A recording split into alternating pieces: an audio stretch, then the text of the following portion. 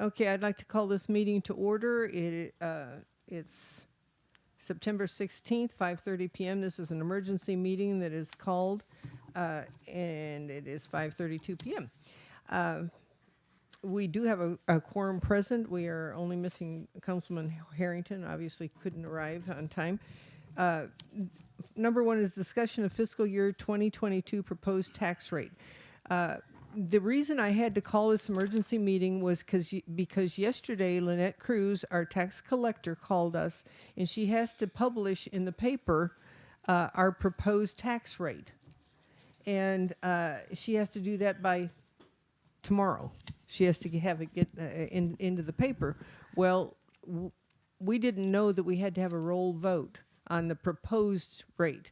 Now, this is not the final, because we'll be adopting a rate on the 29th of September. But this has to be published in the paper as the proposed rate. Does everyone get that? Mm-hmm.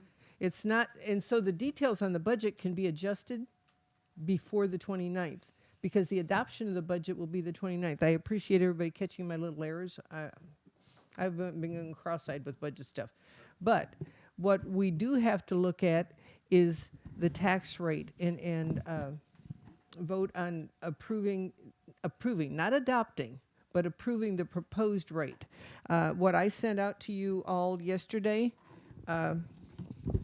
was a budget based on the with the over 65 exemption, and what I'm proposing at this point is the voter approval rate of 0.8322. You notice that the value, as David Luther had told us, with the over 65 exemption, the value went from 84 million to 83 million. It basically went down to almost $1 million value.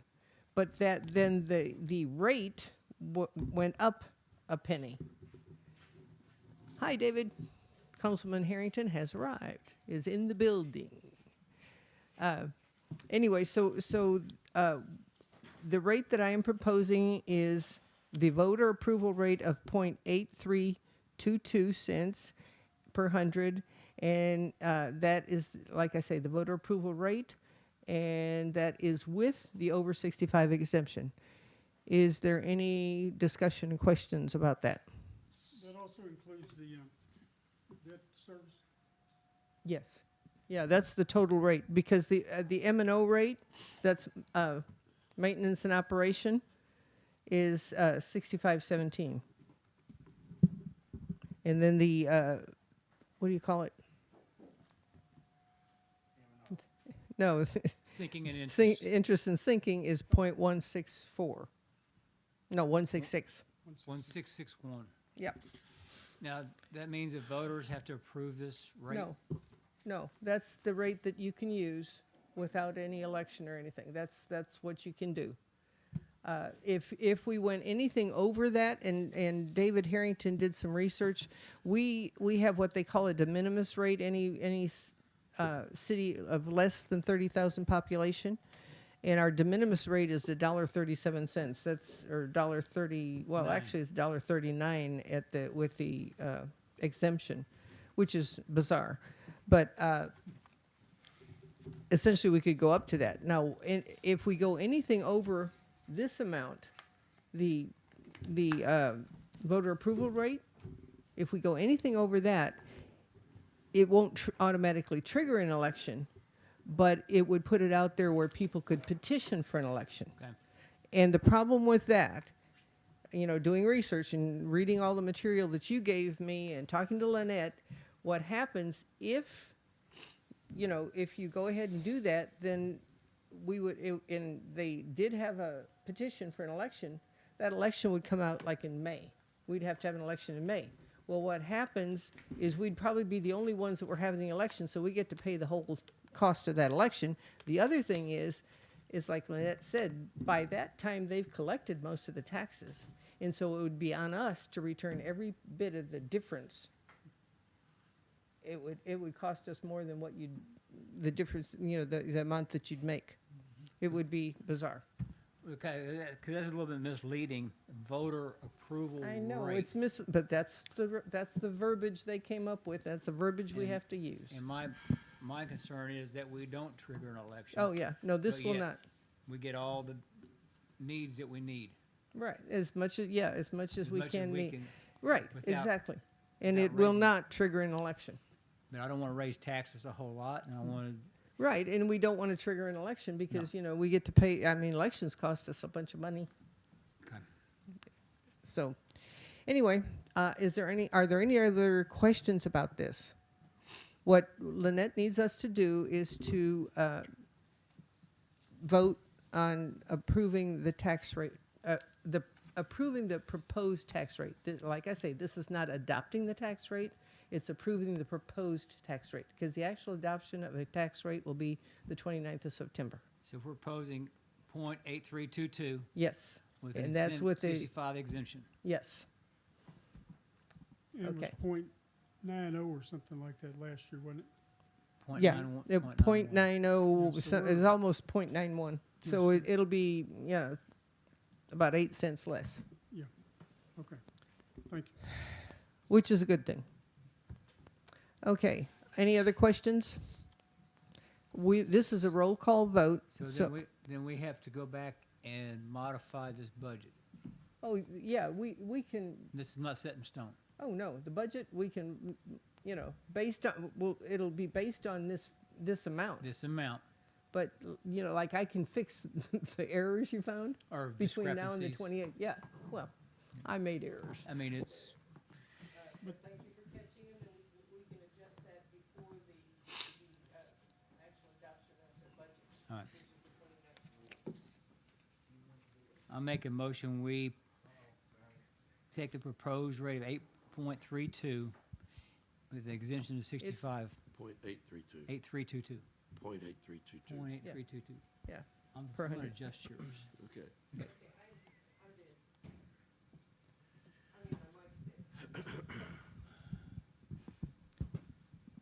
okay.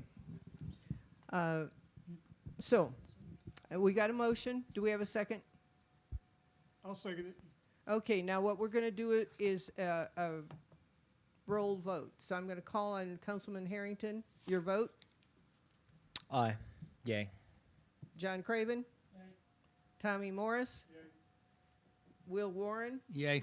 Skip Blackstone? Yay. Okay. That's all we had to do at this meeting. Do I hear a motion to adjourn? I make a motion to adjourn. All in favor? Aye. Okay. Aye. Next meeting will start at 6 o'clock. So we can make an adjustment to Councilman Blackstone's tax rate to 1.39? Yeah. I didn't say that. Yeah, we can do all of that.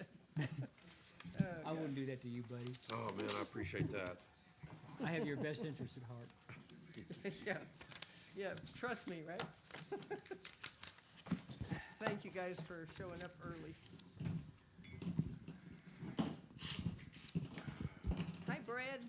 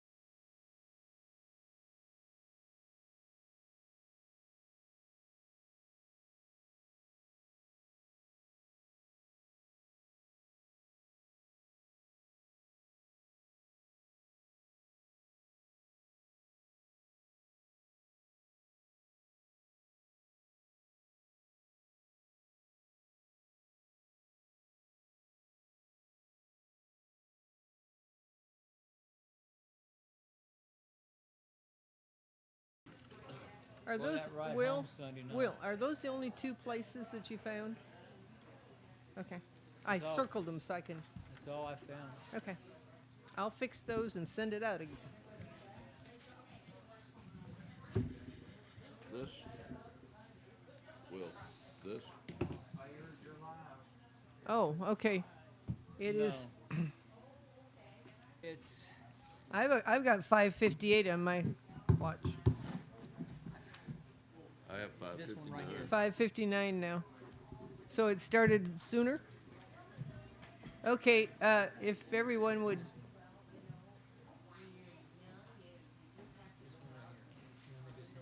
All right, are we recording? I'd like to call this meeting to order. It is 6 p.m. on September 16th, and this is a regular council meeting. First of all, I'd like to establish quorum, which we do have a full quorum here, or full council here. And I have invited Chuck Vonderland to please do an invocation for us, and it will be followed by the Pledge of Allegiance. this right here.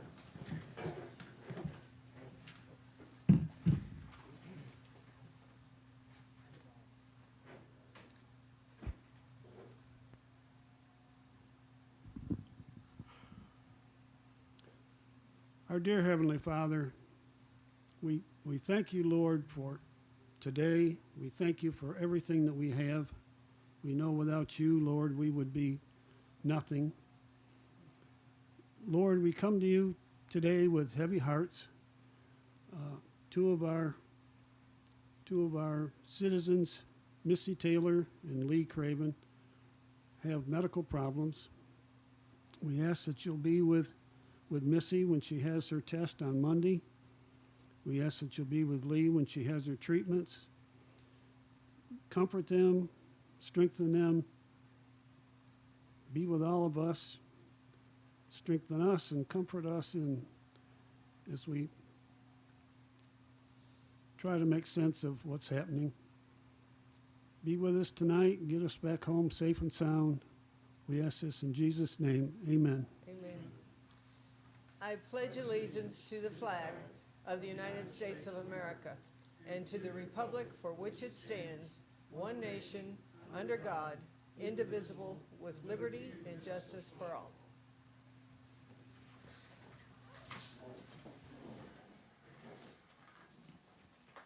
Gets noisy. All right. Are there any communications from the audience that we have so far?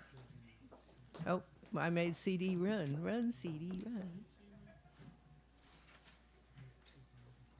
No. Okay. Moving right along, is there any objection, or does anyone want to remove anything from the consent agenda? If seeing that no one does, is there any objection to the adoption of the consent agenda? All right, it is adopted. What I'm going to do as we move into the regular council agenda, since we have Victoria Dye here and Wayne Sweet, Victoria's with LJA Engineering, and Wayne, of course, is Gulf Coast. They're here, and I'd like to move agenda item number 11 up to the beginning of so they don't have to sit here and listen to everything we have. So Victoria, number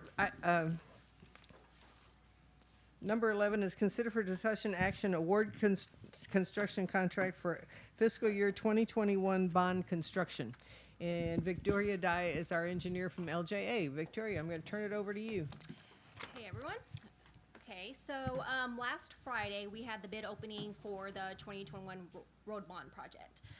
We were fortunate enough to get 2 bids, and Gulf Coast came in at the lowest bidder at the base bid of $556, $754, and 68 cents. Part of the road bond project for the 2021 year was going to include Sherwood Forest Drive, Forest Drive West, and Lakewood Drive. Now, when we started designing the project, the city asked for us to take a look into other options besides hot mix to see if we could possibly save some funds on the project. And so we spoke about possibly using a old sand surface, not the traditional that we see that's laid in place, but something that is mixed in a TxDOT approved plant So it's more laid like a hot mix surface. So we did that. And for the base bid on Sherwood Forest Drive and Sherwood Forest Drive West, that base bid included that oil sand surface design. But with Lakewood Drive, we went ahead and had hot mix on that. So we ran those numbers and got, like I said, that $5.56, $7.54, and 68 cents as the base bid. But we also went ahead and ran alternate items for the oil sand, should we want to move the route of just traditional hot mix. So with Gulf Coast, they did provide those numbers, and if we were to swap out the oil sand surface with the hot mix, that contract would now potentially be at $5.62, $5.59, and 33 cents. The difference between the base bid and the alternate is roughly 58.04 and 65 cents. Now, it is really up to the city to determine whether or not they want to award Gulf Coast with the base bid contract or the contract with the alternate, which would be hot mix for all 3 roads. So that's really the discussion tonight on what the city wants to do with moving forward with award. Okay. And your recommendation is? My recommendation is, this oil sand product, and Wayne would be able to explain more, was when I had an opportunity to go out there, it really does look like hot mix. And overall, it is a cost savings, but it would be more on a larger scale. Since our project really isn't miles and miles of road, you're not seeing that savings to, 10,000 to Significant. 15,000. But moving forward, if the city had, let's say, 5 miles of roads to improve, it would be a substantial savings with just more roads, miles of roads. I'm not really familiar with the product, and Wayne would want to explain it. But that 5,800, it's not much of a savings. In that, I would just consider going with hot mix, since we know that's a product that works. But again, money is money. Any bit that we can save helps. So it's really, like I said, it's the council's call. All right. So the recommendation of LJA is to award the bid to Gulf Coast. And with a $5,800 difference, my opinion, and I know David Marshall's opinion, is to go with the hot mix. So can I hear a motion to? Before we, or it can be in discussion either way. I'm interested to hear Wayne's input on the difference between the 2 products and what $5,800 in additional cost buys us in hot mix versus the oil sand. So whether it's now or in discussion, either way. Well, that's why I was hoping to have a motion, then we can have discussion. I'll make the motion that we award the bid to Gulf Coast based on adding hot mix instead of oil sand. I'll second that. Okay, now Wayne, you're on. You have your Thank golden you, ma'am. opportunity to talk to us, and I'm going to get you for something else too. So, Oh, you're fine. It's Howdy, sir. how you doing? Wayne, tilt that mic up a little bit more so that we can hear you real well. Thank you. The oil sand product is a more finer product that has a little bit more sand, which is cheaper, but it holds up well under like light traffic loads. Like you have, most of your roads in here except for the main thoroughfare. Yeah, get back here. Okay. All right, now you can get closer by. And it's worked well everywhere we put it, in the smaller counties, and, we use it in the First National Bank parking lot in Jasper. We had, a lot of the county commissioners is using on, lower traveled roads, lower traffic roads, and they like it. But, the superior product is regular asphalt, cause it's a Texas DOT mix, has more aggregate in it, and it's, on the highway. So it would hold up under a lot more traffic, and it's more structural, has a little more structural value. Oil sand is like, when we use it for counties and stuff, they be doing multiple miles, and the cost savings depends on, if you can do more at a time, it's about $8,000 a mile savings or more, depends on, how much you're doing and how much you can get out of the day. So it is a savings, and it's a great product. is, you know, but the superior product is hot mix. Okay, now that we've got you on the hot seat, when do you anticipate being able to start on this project? On this project, it's probably, I would say, just with the projects backing up with what we had is, we're gonna finish that one, and then we got probably 5-6 weeks, somewhere, you know. In 5 or 6 weeks, we'll be starting on this other one. Now, is there a problem with the hot mix in the colder weather? No, as long as it's 40 and rising, and the Okay. base is good and ain't freezing, just, you can go right along with it.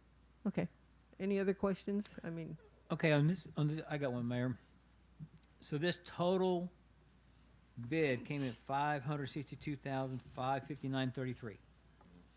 So what about these alternative items of $115,814 and $79,140? The way I take it, that's extra work. That's if you decide to do more roads. We do more roads Yeah, than these three. yeah, that'd be the price for that type of work. That's the way you put it, right? The alternates. Okay, we have a total base bid, and then you have total alternate items, total additive items. and he wants to know So- what those are. Okay, yeah. So the base bid is with the oils, all three roads, oil sand with the interior and hot mix with Lakewood. Now, the alternate was going to be just for swapping out the oil sand for hot mix. And that's just solely the number for swapping out oil sand for hot mix. And then the additive items is chemical stabilization. From the geotech report, we see that we need cement stabilization, but possibly when we start digging, we might need lime fly ash. So that is just for us to have the numbers for the unit price cost, so that we have it in their bid, so that should we need to swap out the chemical treatment, we would have that ready to go for cost-wise. So, So we won't need that until we start digging. We potentially won't even need that material. It's just once we dig, we don't know, you know, when we collect bores, we only see one sample of the ground. Maybe you done bore samples yet? Yes, we got them, yeah. In order And- to do our design, we got And them. what do those come back as? Specifically on the Lakewood Drive section, there was a lot of organics underneath. They collected it to a depth of 6 feet, and it indicated in that section that the entire 6 feet needed to be removed. They were seeing tree limbs, just basically compressible organics. They needed to, and suggested that we remove the entire 6 feet. The limits are kind of unknown at this point. We estimated it for quantity-wise, but we will need to remove that in order to get stable subgrades below. And you're coming back with what kind of base? This, well, for Lakewood, it will be 6 inches of base. For the interior streets, those will be 4 inches of base. 4 inches. So the total bid, $562,559.33 on all these three roads is a hot mix. Correct. That is the hot mix option for all roads. And then if we have to come back because of stabilization, then we may have to look at alternate items or additive items. Is that We correct? would look at the additive items, meaning we would possibly just swap out cement for lime fly ash. It wouldn't be in addition. It would be either or. Either or. so Victoria, on the total alternate items, A1 and A2, that's the 2-inch hot mix on Sherwood Forest and Sherwood Forest West. That total would be an exchange then for the Sherwood Forest section, 10. line 10, and then line 17 on Sherwood West, correct? Correct. Okay, so we would see that 115 instead of the total of those two other numbers. Correct. Okay, thank you. Any other questions, council? We appreciate you guys. Thank you, ma'am. If there's no other questions, all in favor? Aye. Any opposed? Thank you, thank you. Wayne, we encourage the completion of the project that you're working on right now, so, because people are just not liking that detour. Well, you got to experience our detour, and I think David Marshall and our crew did an amazing job with the resources that we have. They really did, and I understand people's frustration, but, you know, we made it work. And you got something later? Yeah, exactly. So Wayne, thank you so much. Appreciate it. Look forward to working with you more. And thank you, Victoria.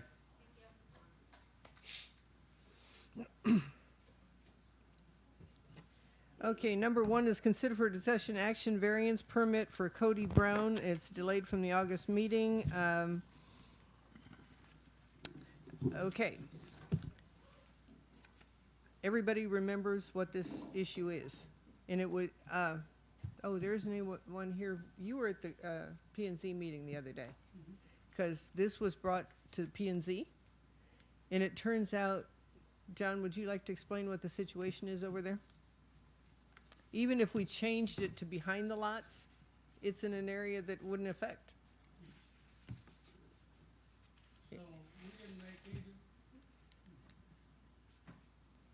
We did not make any change at this time, P&Z, because like I say, it wouldn't have done any good anyway. We're going to look forward, or look further into the suggestion of putting the dividing lines between lots and the backside rather in the middle of the street. And this happens a lot, and we looked at the district maps, and there's a lot of places where it is down the street, and we're thinking that that might be a good idea to do that, but that's something for further. Now, we looked at the particular case of the Browns, and even if we did it, they would still not be in the proper district. So, moot point. So the question is, this would be a regular variance. It would not, changing boundaries would not affect it at all. So it's, I guess, council, up to you what you want to do. Do I hear any motions?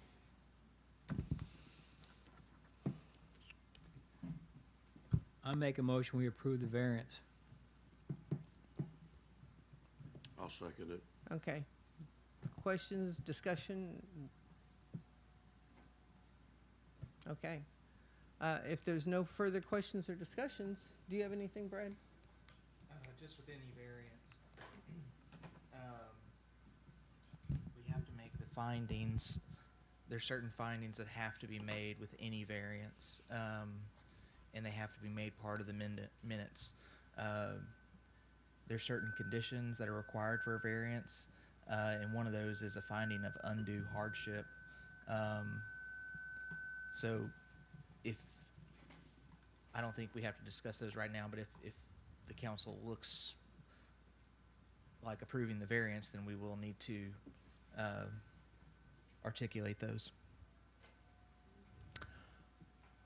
I would simply like to refer back to the original variance request, in which it was stated that the reason for the request, and this is a summation, not a direct quote, but was essentially that the property owner could not afford to put a place of residence in place that met the code.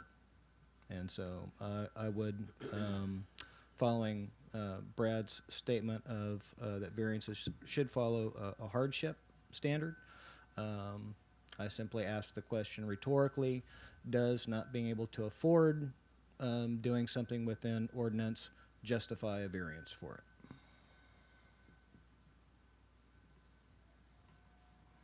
Any other comments, questions? I think we're at a point of, is all in favor of the variance being granted? Aye. Aye. Those opposed? Aye. Aye. Okay. Okay. Is there anything further that we need to do, Brad? Okay. Moving along, mayor's report. As we talked about a little bit earlier, the detour is on everybody's mind, but we need to be grateful for the detour. We have had some beating of that road with all the rain that we've had. And the reason, ideally, we would patch with the same material. You can't patch with the same material in the rain, because if you put that mix down, it would just, make mud. So we were forced to do some patching because of the continual rain, and we've used cold mix that we had available. It's not ideal, but it's helping especially the potholes, the major potholes that have developed. Looks like it's holding. And everybody's grateful for that. So thank you, David, and thank you to the crew for doing that. Again, I encourage everyone to please respect the 15-mile-an-hour speed limit. Worst case scenario, it adds 6 minutes to your time, and it really is a consideration for the people that live on the detour.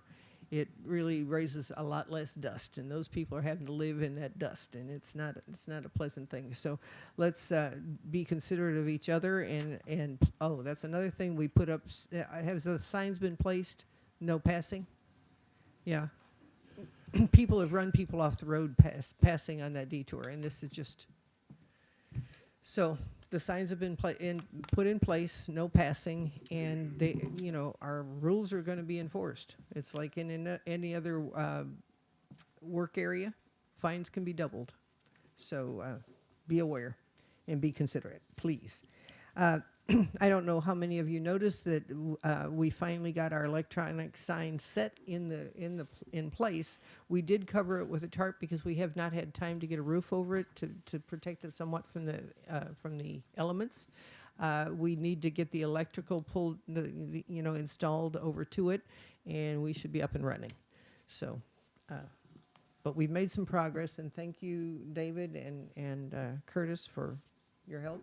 And we thank the Friends of Ivanhoe for funding the effort. Next, we are looking for a part-time person. This part-time person is going to be starting October 1. We were trying to think who might be interested, and then it was suggested that I put it out on our Facebook page and put it on all the other Facebook pages. I have about 10 applicants. And so what I've done was I came in the next morning, and there's all these stickers all over my desk to call back. And so what I did was Judge Rader and I will be interviewing on next Wednesday all day. We'll just half an hour intervals. We'll be interviewing people, and we've asked everybody to bring in their application with a resume. And so we'll be, like I say, interviewing on next Wednesday. We were amazed at the response. It looks like we have some good applicants, so we're blessed. As far as our office space, I've talked about this, and what we are thinking right now, the way our thinking is going, is we're growing. What we're going to have to do is our thinking right now is move the conference table back to this corner. We already have some partitions that we can use. The reason for bringing the conference table in here is because we can have our conference area here, and there's nothing that it's confidential files or anything. Because if we moved an office in here, we'd have confidential files in the community center available to people, and we can't do that. So what we're thinking is move the conference table over here, and then in the conference room that we have right now, it would be divided between Missy and the judge, since Missy is also the court clerk. So it kind of fits that in that conference room, we divide that into the two offices. Now we're going to need an extra desk, but we got furniture available up in the substation that is not being utilized, so we can bring something down from there. And so when we're ready to do all this moving, I'm sure that we're just going to have all kinds of volunteers to help. I'm putting this out to the public. You just call us and let us know when you want to come over and volunteer. Now, I went to the last DETCOG meeting, and they announced that the CDBG MIT regional mod, this is crazy, this is money coming to the region through DETCOG for Harvey recovery. And this is like the second or third round, who knows, whatever. But it's going to be $161,542 allocated to Deep East Texas. And that in our DETCOG, there are 7 counties that qualified that were affected by Harvey. In Tyler County, 75979 is one of those. So and I went and visited Judge Blanchette the other day, and just so happened the day before, the 7 judges had gotten together to talk about the method of distribution. There's a process where GLO, this money's coming through GLO, General Land Office, and they had to put a request out there to the different COGs to come up with their method of distribution. So they got the 7 judges together, and they decided that what they're going to suggest is that each county get $5 million base. And then each county was willing to take $8 million and put it toward broadband. So that means $35 million out of that 161. The first 31 million or 35 million would, and plus 56 million, which would be 8 million per county. Am I making sense? 5 million base, which is 35 million, and then 8 million each county for broadband. That's 56 million. That's 91 million. Leaves another 70 million. That's going to be divided according to low to moderate income and population. And cities will get their share. I asked if there was some way that we could have an idea of what our share was going to be. Now, the good thing is Ivanhoe qualifies for low to moderate. You know, we're there. The other thing is it has to be spent in 75979, which is not the entire county. It's only 75979. Now, each of the commissioners has a little piece of 75979, but I think that the low to mod has to be met too. So we'll have to see. I couldn't get an accurate figure about what money is going to be available, but like I say, I'm chasing it. We'll see what we get, what our share is going to be. As far as GLO, we still have not gotten the contract. We got the award, the letter saying that we were awarded the $11.5 million, but we still haven't gotten the contract. But the good news is nobody's gotten a contract yet. So they keep saying they're coming out next week, and it just next week after next week after next week. So the other thing is some people have been interested in how you sign up for IRIS alerts, especially during the hurricane season. And so just call Tyler County Emergency Management, and they can give you the instructions on what to do and how to sign up for those alerts. I have signed up to go to the TML conference. I have never been to an annual conference because it costs too much money. But this year it's in Houston. So I'm going to be staying at my daughter's house, so I don't have to pay in a hotel. And I am signing up. There's some information that I think is going to be valuable to us. And so I'm taking advantage of the fact that I don't have to pay a hotel, and I'm going to go. So that's October 6th, 7th, and 8th. That'll be coming up. The other thing that CD just handed me, he said it's 1 million trees across Texas program. It's, dear CD, do you know how many trees the City of Ivanhoe would want to plant this fall? We are happy to jump on a call with you to discuss this. So, the city could get a bunch of trees to plant. I'm just putting that out there. David, were you going to say something? Well, I think that, in addition to being environmentally conscious, it's also a beautification of the community, and any improvement is a step in the right direction. Oftentimes, things like the planters up front and monuments at the entrance and what your city looks like on approach and coming into it, those all have an impact on the impression that we give off to newcomers and to the residents that are already here. So it's good mojo. CD, do you know how this program works? Is the city supposed to plant all these trees, or can we make them available to our residents, or I'm not sure of the full details, but okay, maybe we could follow up on this and get more details about how that would look?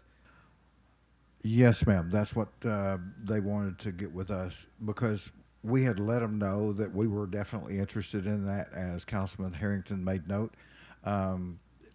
But as far, we probably will have to get volunteers to plant them. They'll probably come as bare root seedlings.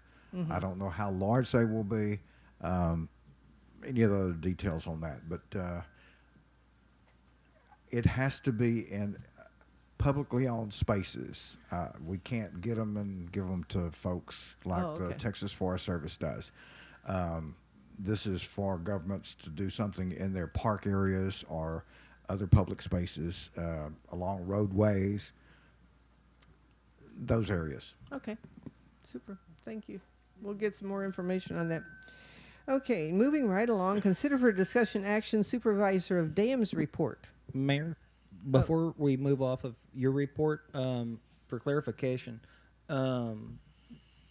what is the status on the $8 million drainage mitigation project? Well, Is- everybody says it's a given, but they haven't given yet. Okay. And I talked to our grant administrator. Nobody has gotten that money yet. It's all pending. So, no real report, but it's not been denied either. Okay. So it's out there. Thank you for asking about that, David. So now, Rusty, would you like to give the dam report? Okay, I'd like to give the dam report.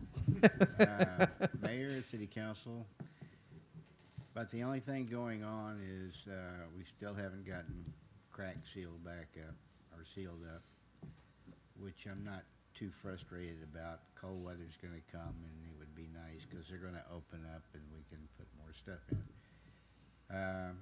The other deal is I have asked through the Property Owner Association to let me lower the lake during September, and I let them know last Saturday that I would try to be doing it either today or tomorrow, and I would like to do it tomorrow, start tomorrow, get the valve open. It usually drops the lake about 3 inches a day.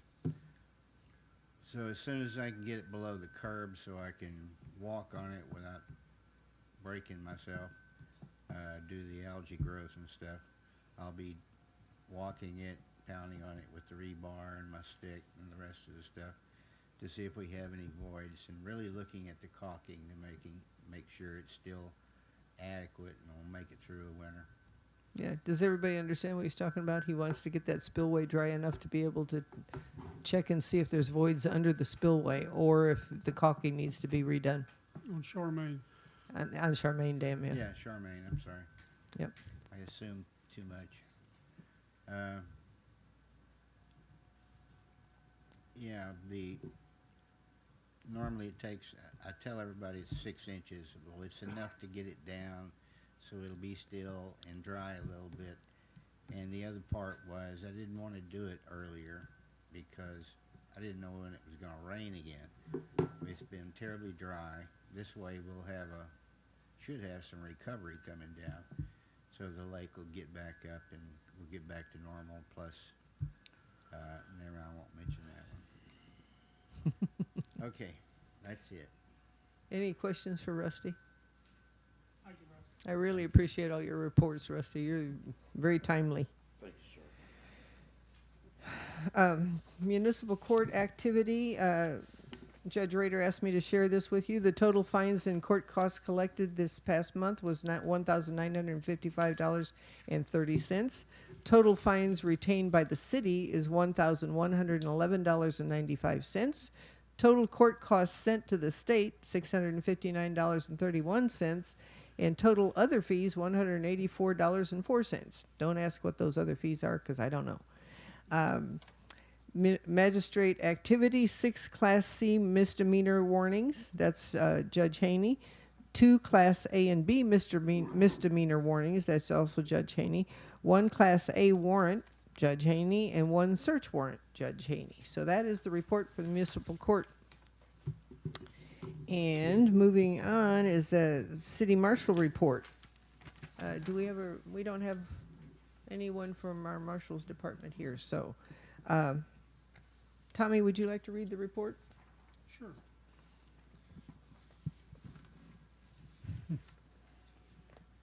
This is from Terry Riley. This is he's Chief Marshal. Report for August, total calls, activity reports, and cop sync received by our office was 240. That was the number of calls. Terry Riley says he had 501 calls that he made, which is an 115 calls for service, put it that way. And Mike King had another 135 calls, so it was a pretty busy month. There were also 22 calls from the Sheriff's Department. They wrote 12 violations and donated some old equipment that was no longer useful to us to the Warren Fire Department. And that's all he's got. Okay. Next is, we will not be having a code enforcement activity report, will we? Okay, consider for discussion action public works report. Mr. Marshall, you are on.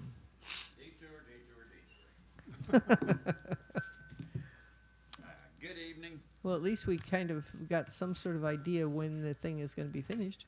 I think so. Yeah, I think so. I hope so. I'm not going to touch it because it squeals enough. I'm just as tired as hearing about the detour as everybody else is. Believe me, I'm probably more ready than anybody here to get it over with. It'd be nice to get some sleep. It's a rough go, but we're holding our own. We just figured roughly on the very conservative low side compared to what we had before with the traffic counter. Let's just say 300 cars a day. Would y'all be about the right number? Probably less, more. More. A lot It's, more. yeah, it's a lot more than that. Yeah, and I said conservative estimate. Even at 300 a day, that comes out to about almost 5,000 vehicles in a month. Today marks the first month. The material that we put on there was meant to be a base material with some type of solid covering over it. So we're going to have some issues. We're going to have some holes. We've made appropriate plans for that. We've got a move-in operation. So far, it's gone very smooth. We get a lot of thumbs up from the folks on the road, so it's coming along as expected. We're going to have some trying times, but so far nothing that we can't handle. I continue that, or that will continue the way it is till we're done. And when we're done and less traffic, we can now go back in there and maintain the time and money that we put in there to make that a good road and keep it that way. We're not going to lose it.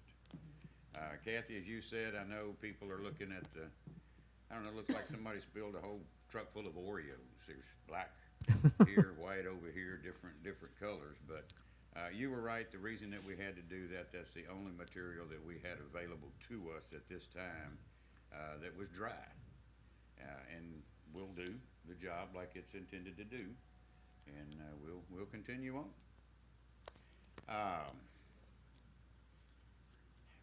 Any questions on the detour? So now you're going to work on the next detour. I was afraid you was going to bring that up. Hey. We do. It's going to be a long one. It's going to be an easier one because not every vehicle in Ivanhoe is going to have to go down this detour. However, there's some work to be done, and we certainly are going to move on to that and have it ready when the time comes. But it won't be near as taxing or trying as this one has been. A lot better. Chuck, I'll talk to you later about that detour. You're not going to like me very much, but we're doing the best we can. Where's it going to be? Well, since the road work going to be done at the end of CHARMAINE Dam, Galahad Dam, to the intersection of Ivanhoe Estates and Lakewood, which means the two biggest detours are going to probably be down Durwood, CHARMAINE South, and if we have time, we can do some work on Ivanhoe Estates and get through there. Now, once you get through that side, the south side, I'll call it, you're going to have to jump over Lakewood And Chuck, if you live there where y'all do, you're gonna have to go all the way down Ivanhoe Ranchettes, turn on Galahad Loop, and come back up. And unfortunately, you're gonna be able to reach out and touch the construction going on, but you've got a long ways to go to get there. The good news is I don't think it's gonna take anywhere near the time that this one has. So if people would just bear with us a little longer, it'll all be worth it in the long run. Thank you, thank you. Okay. One quick thing. Every time we remove the fish gates for a storm, we do it quite often. We've kind of devised a different way to do it. We tried it today where we do not have to slow down traffic. We don't have to stop traffic. They can continue moving. There's no reason to lock the gates. It works very well and it's quicker. But every time we do that, that's a cost of a little bit over $300, like $317 to have that done to remove them, same amount of money to put them back. I know you and I were talking about a way that we could maybe redesign those gates. Afterwards, if you have a minute, we may have come up with something to where we could change that figure to about $20 every time we have to remove them. Go for With I an like that. initiative cost of maybe $400. So it would be on the good side if we can do that. But I have to run it by the damn man. Well, yeah, I would think so. And how in the world do you put those things back in without getting in that one lane? We pull the Mini X up to the end where it drops down. We put the haul trailer with the gates in it back up to it. And from that perspective, the lanes are still open. Just simply reach in with the Mini X. Make sure it's hooked good because we have to swing it over the water. But we have two people on the ground where it drops down. Guiding it in. And it reaches halfway. Oh, yeah. And then Wow. he'll drop them off over there. They'll unhook them and walk them down. And actually, I know it sounds when you say walk, but they can walk a whole lot faster than that Mini X can crawl down there. So it works Okay. good. And traffic flowed. No major misfortunes or anything, so we're in good shape. Didn't drop any gates in the water. There Only you go. one, but we caught it pretty quick. We didn't let it sink too much. Okay. Any questions? You guys do an amazing job with the small crew we have. Thank you. They work hard every day. We've got a good crew. They get better. We come up with new ideas on how to do things a little, maybe out of the ordinary, but they work for us. So we appreciate it. Thank you, David. Thank you. Anything from the planning and zoning, John, at this point? Okay. Consider for discussion action ordinance 2021-11 establishing hotel motel occupancy tax. I am going to postpone this because it's going to require a little more research than we have, we've had time to do. What we have discovered is there are a lot of people doing Airbnbs right now in Ivanhoe. And, this is, I have no objection to that, but we are able to collect what they call a hotel motel occupancy or a hotel occupancy tax. And so I've been doing research, and I'm going to be talking to Valerie Weber tomorrow about working on something that we can talk about at the P&Z meeting, the upcoming P&Z meeting. So we'll postpone that for, hopefully we'll have something next month.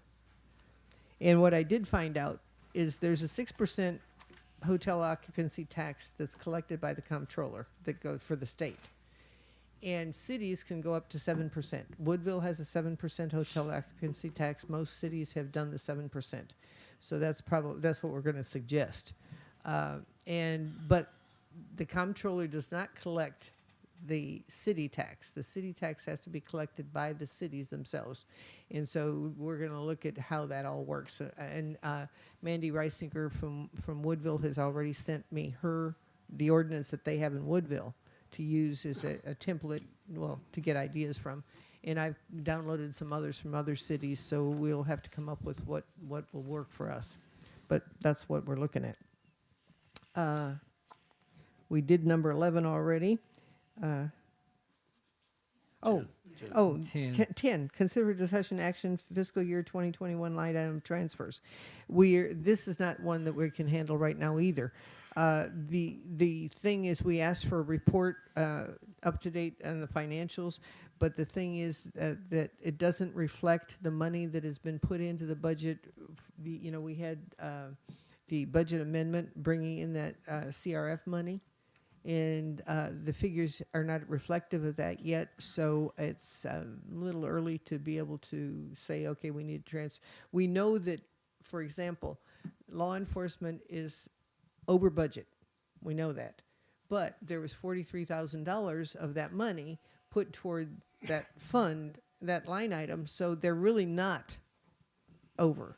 It just looks that way because that $43,000 hasn't been credited to their line item yet. So at this point, until we get those funds credited to the certain line items, I can't really tell you where the transfers are, but we are good with money. So we'll be talking more about that in the financial report, but like I say, and I can give you line item transfer figures by the end of the month when we have our budget meeting.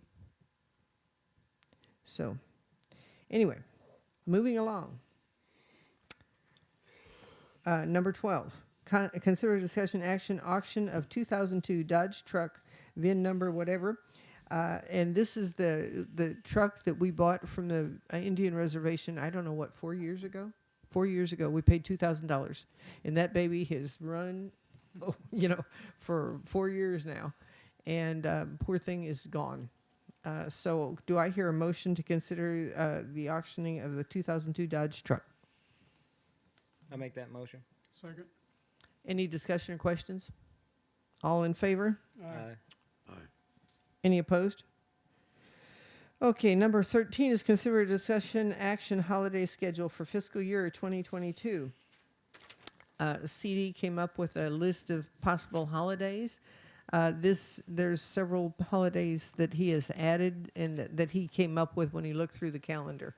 It doesn't necessarily mean that we need to add those on, but it's for consideration. So I guess the question here is, do we stick with the normal holidays that we have done in the past? Do we add anything? And even if we stick to the ones that we had in the past, we have to vote to approve those for this coming year. Anything? Comments? I suggest we stay with the ones we had previously. Okay. Do you want to put that in the form of a motion? I make a motion, we maintain the same holiday schedule we've had in the past. Okay. Are these with asterisks by them, or those the new ones? Yeah. And both Martin Luther King Day and President's Day are actually on Mondays anyway. We're closed. Well, I certainly think we'll add Veterans Day. As a paid holiday for everybody? Sure. A lot of veterans. You. So you don't get your $10? Well, we're not going to have a meeting that day, but I think, if we add any at all, I think that's the one we should add. If we don't add any, well, so be it.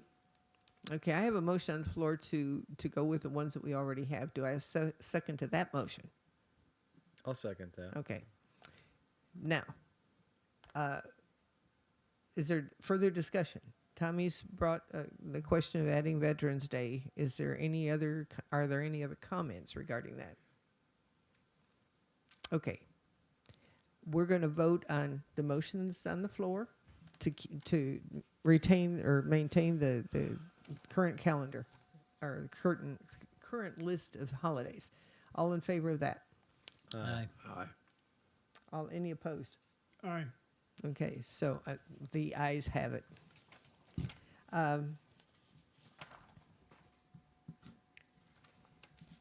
Let's see. I have to change pages. Consider discussion action resolution 2021-19R designating an official newspaper for fiscal year 2022. And this is something we have to do every year. This is a resolution of the City Council of the City of Ivanhoe designated the Tyler County Booster as the official newspaper for fiscal year 2022. Do I hear a motion to adopt resolution 2021-19R. I'll make that motion. Second. Any questions or discussion? All in favor? Aye. Any opposed? Okay. Consider discussion action annual request for contractor proposals for street and road maintenance projects. This is another thing that we do on an annual basis. We ask for requests for proposals on general road work that we may need in addition to the road work that our crew does. And so we put it out there for requests for proposals. And so do I hear a motion to go to request these proposals for street and road maintenance? I'll make that motion. Second. Any questions about that? All in favor? Aye. Any opposed?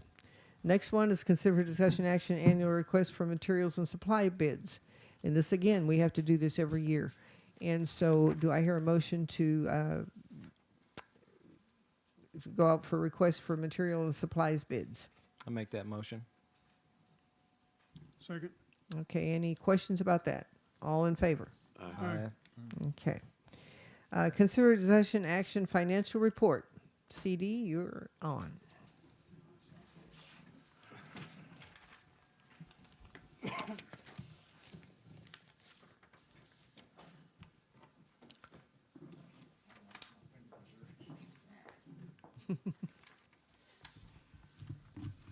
Thank you, Mayor and Council.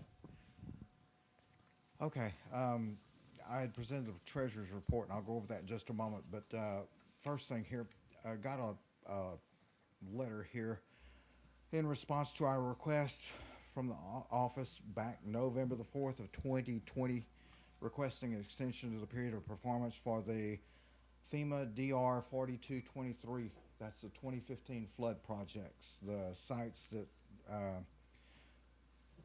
well, they claim it or call it gravel road washouts. It was predominantly ditch work, silting into the ditches and things like that. Although the Public Works Department crew just completed one of those major projects with the culvert that had to be replaced there on Mill Creek for that detour. We've not yet done the paperwork with things like they are in the office. Missy's been the one that's been doing a lot of the filing because that falls under the iWorks program, where it's compiled with the force account labor, force account material, and force account equipment. But that will be filed, and hopefully we'll get paid back on that. However, what this goes forward and says, based on extenuating circumstances outlined in your time extension request and per 44 CFR 206.204D, FEMA has approved extending the period of performance for the above referenced project worksheets to September 30th, 2021. The approval of these time extensions is not an approval for increased fundings. Having exhausted our ability as a grantee to grant time extensions, further requests will be forwarded to FEMA for approval, and I'm not sure if that's going to happen or not. So September the 30th may be our deadline. But at least we can get that one, and that, you know. Yes, a big one there. Yeah. Now, sales tax sourcing rule on the internet orders Ooh. has been delayed. Oh, shoot. The comptroller's office had originally set it up so that, well, the way it is worded is that the ultimate impact of the change is that under the provisions governing where a sale is consummated, online purchases would be where they are delivered to. That's where the sales tax would be credited. In other words, you buy something and it's delivered to your house, then city gets the sales tax on that. Well, our good friends in the city of Round Rock, Coppell, Humble, DeSoto, and Carrollton have filed a lawsuit saying that's not right because they have Amazon warehouses located there. Money talks, right? So now with the lawsuit in place, the state comptroller says, we're going to let that play out. So it's on hold. Now I'll get to the report. Our accounts at Citizen State Bank that are currently not active, that's the CARES Act. So the balance was transferred over to the general fund, but we left the $1,000 minimum in the bank to avoid service charges there. Same thing happened with CDBG Durwood project that was closed out, and the minimum balance remaining in the account, awaiting our next CDBG project, which has been apparently approved because we fell in that top 10 group. We're waiting on the contract, waiting on approval from the Texas Department of Agriculture. The 2015 disaster recovery account, that's still open, but we moved funds over to the Texas Class General Fund in order to free that up, leave a $1,000 minimum balance until we do get more funds coming in from the 2015 disaster recovery. The Harvey balance moved over to the Texas General Class Fund, leaving the minimum balance. And the mayor opened another sub-account at Texas Class for the American Recovery Act funds. We call it ARPA. So when you hear that, you'll know what it means. American Recovery Plan. That everybody understands that's the 177,500. Yeah. We open up an account to handle that. That has to be handled separately from our general fund. Yep. Everything has to be handled separately. Accounting nightmares sometimes. The 8/31/21 statements were emailed to you on September the 2nd, and the reconciled accounts and other financial documents from the accountant went out to you yesterday. Since there has been activity in a few of the accounts, the updated balances as of this morning in each account, and you've got those figures there, so I'm not going to go into it. I will make an additional note that in the Citizen State Bank accounts, the total for all of the funds that we have on deposit, $198,814.35. Over in the Text Class accounts, I'm going to give you two numbers here. The working numbers come to $333,481, and then a set aside on the bond issue, the bond funds, $1,128,572.82. Now we'll be tapping into that shortly as we pay the engineer for the design work, and then we'll be paying Wayne Sweet Gulf Coast for the construction work on that. So we'll be pulling money from the bond account, and it will actually go over to the Citizen State Bank bond construction account so we can write a check. We can't write checks on our Text Class accounts. Right. Council, I just would like to make council aware. We transferred we've got $213,862.20 in the general fund in Texas Class. We put funds in Texas Class for two reasons. We get a little bit of interest on it, and the other thing is we don't want to have too much money in Citizen State Bank at one time because of and that's addressed in the last paragraph down here about our pledged assets. We don't want to go beyond what the bank has set aside to protect public funds. Okay, so altogether, the Texas Class, thank you, Mayor. The Texas Class accounts total $1,462,053.82. Debbie, don't worry about all those numbers. I've got them. a copy. The September sales and use tax direct deposit showed up yesterday on the 15th. $6,237.89. That puts our sales tax income total at $79,022 for the year. Yahoo! Keep on spending my money at Dollar General, the liquor store, and the barbecue place, and helping out our little folks that are working from home. Yeah, shows up. I mean, that's amazing. The estimated budget, as a matter of fact, for this year for sales tax was $55,000. So we've exceeded it now, and this is going to be the end figure because we'll not be getting any more sales tax this year. But we've exceeded the budgeted amount by $24,022. $24,022.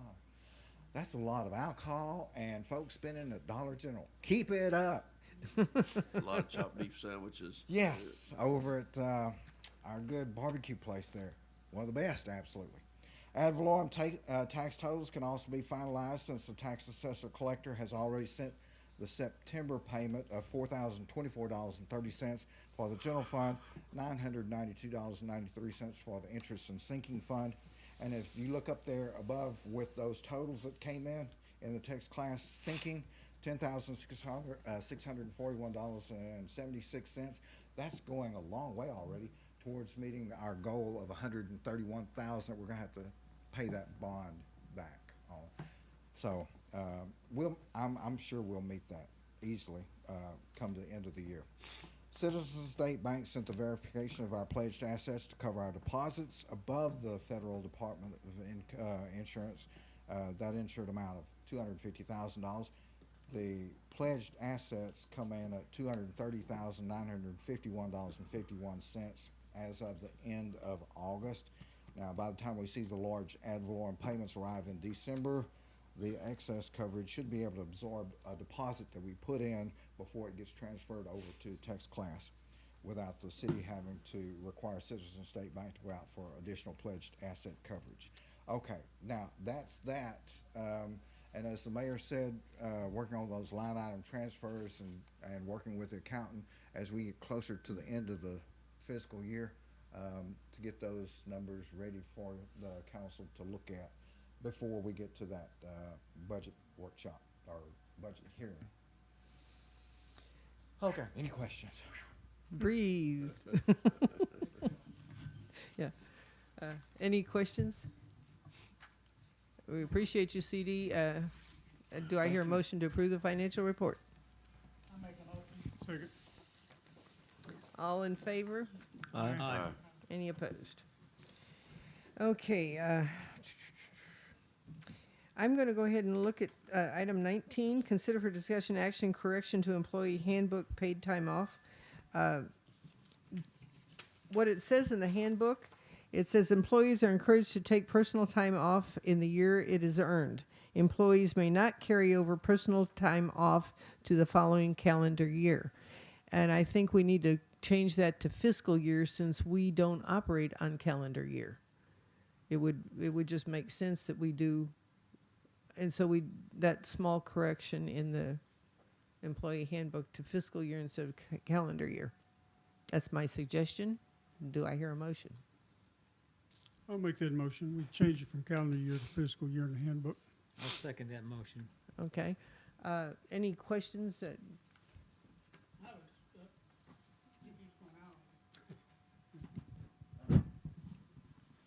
Okay, can you hear me now? Okay. My question is, back in February, on the agenda item number 15, we actually made a recommendation to the handbook for the change. Oh, really? Well, not on the fiscal part. I'm just talking about the change to the handbook. Mm-hmm. My question is, has the handbook been changed and all employees been notified of the change and got a new handbook? You're bringing us. You think I remember? Does anybody remember what John's talking about? Well, the best of my knowledge and the people I talked to, the handbook has not been updated, and the employees have not gotten a new handbook. What is the update? Do you remember? I mean, we voted on it, but Yeah, It was You changing. know, It was I've changing slept from since then. from vacation from weeks to personal time off, Right. Oh, and they okay. get so many days per Yeah. year. Right. They can take it any way they want to take it. were people weren't advised? Yeah, they were. But they didn't get a new copy of it. They didn't get a new copy, and they did not have to sign indicating they received a copy of the The change. revised handbook. Okay. So what needed to be done was that page needed to be handed to each employee, and then they needed to sign the employee handbook sheet on the back saying that they have received it and updated it. it's their acknowledgement that And their acknowledgement goes in the personnel file. Otherwise, it never happened. Right. Okay. You snuck that one in. So let me get this. They were notified, but they didn't sign for it. Okay. So that's what we need. So it didn't happen. Yeah. I mean, So what you- Brad, correct me if I'm wrong. so what we gotta do is hand it to them again with the signature page, and that signature page needs to go under employee file. Okay. So what we need to do is, if we adopt this change, then they need to be advised of both changes. So Well, when you adopt this change, they from, need to, then that will kill two birds with one stone. And they'll have the new policy with this change, and you just gotta do the one signature page and be all good to go. okay, super, thank you.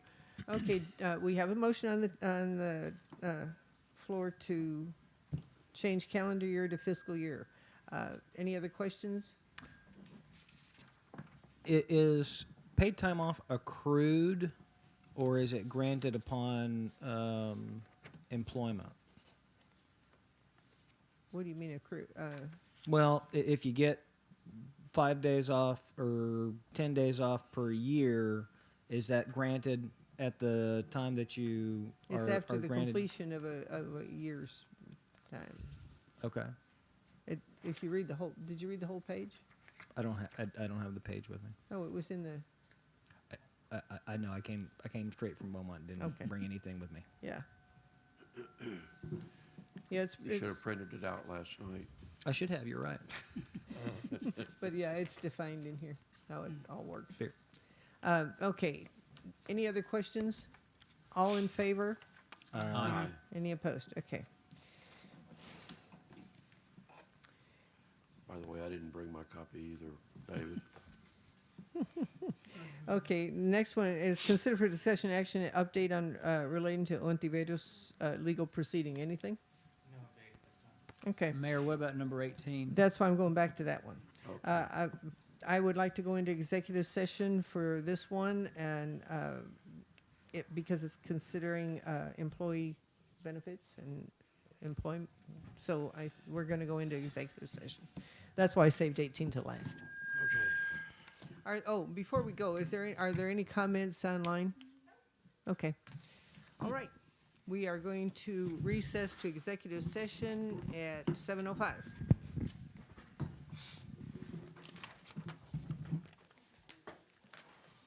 As you're leaving the room, pick up one of these stacking chairs.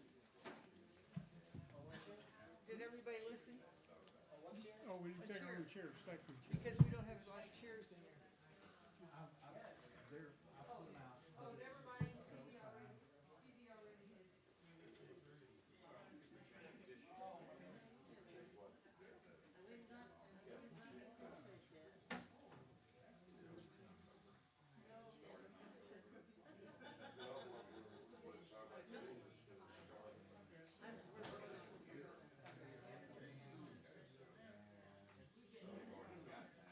Right, too, Brad.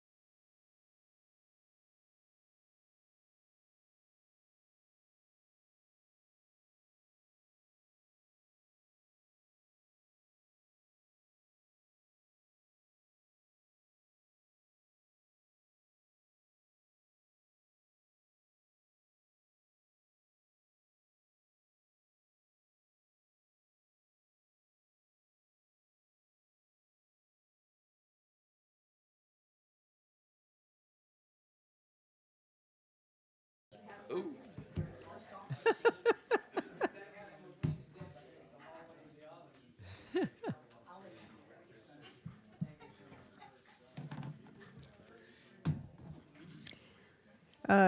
I'd like to return to open session. It is, what time is it? 7:34. 7:34. There, there is no action to be taken on the discussion that was had. Mayor, Yes, sir. what about the personal time off policy? On fiscal year? Oh, that's right. That's, yeah. We do want to make an amendment to the motion that we made for the personal time, for the employee handbook time off. Since we're talking about fiscal year, we realized that some of the people have been saving their vacation time for December. And so that would not work. So what we're talking about doing, and I'll need a motion to make this effective January 1. Do I hear a motion for that? I'll make that motion. I'll second. So the change will take effect January 1. That means this year they will have through December to go ahead and use their time. And then it'll be from January 1 to September 30th to use their next one. Okay? Yeah, because we didn't even think about that, but thank you for pointing that out. So I hear that motion to make this effective January 1. Yes, ma'am. Okay, do I get a second? Yeah, I think Skip. Okay. seconded it. All in favor? Aye. Any opposed? Okay. Communications from the audience. Any other comments? None. Council comments? I'd like to make, I'm ahead. sorry, one comment. It was brought to my attention that, we recently put our permit management system online. Is there something in place for our works permit management payment system? Yes. CD and I set that up the other. Is it actually effective now?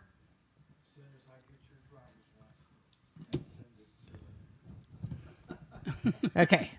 We there's a credit card company that the thing about using the one that they have, any payment will be recorded to that particular person so that we know who paid. Sure. It's not like, okay, we get this much money coming in, we don't know who paid what. So and we pay iWorks an additional fee per year to handle all of this. Okay. But it's very well worthwhile. Sure. And so there has to be a person's name on the thing. Right. So that's why they're asking for my driver's license. Of course, I get to be the one. Always the buck stops there. Hey, that's it. But yes, we have set up, we right, have thank the you. system pretty much in place, and it looks like people are filing for permits online. They're really liking that. So it's working. Appreciate that. Any other council comments? I have one, Mayor. Yes, sir. Being on council for 3 years and in the professional career, when I was worked for Anheuser-Busch or Budweiser, we always told the guys that you're driving a billboard and people are looking to hit you. And just remind council that when we go through this community, that we set the example and that we are the leaders and that we should act accordingly in a professional manner. And that we always remember to dot our I's and cross our T's. Thank you. Any other council comments? I'd just like to express my appreciation to everybody, and I especially Patsy for bringing cookies tonight. That was a real treat. Thank you, ma'am. Do I hear a motion to adjourn? Make that motion to adjourn. I second. All in favor? Aye. Bless you. We are adjourned at 7:38 p.m. That wasn't too bad. Thank you, Brad. I was expecting a little later myself.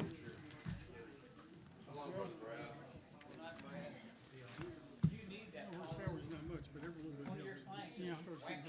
Well, she wants to get back. She wants to get well, because I can tell you, she don't like this hurting. And she's been hurting for a while.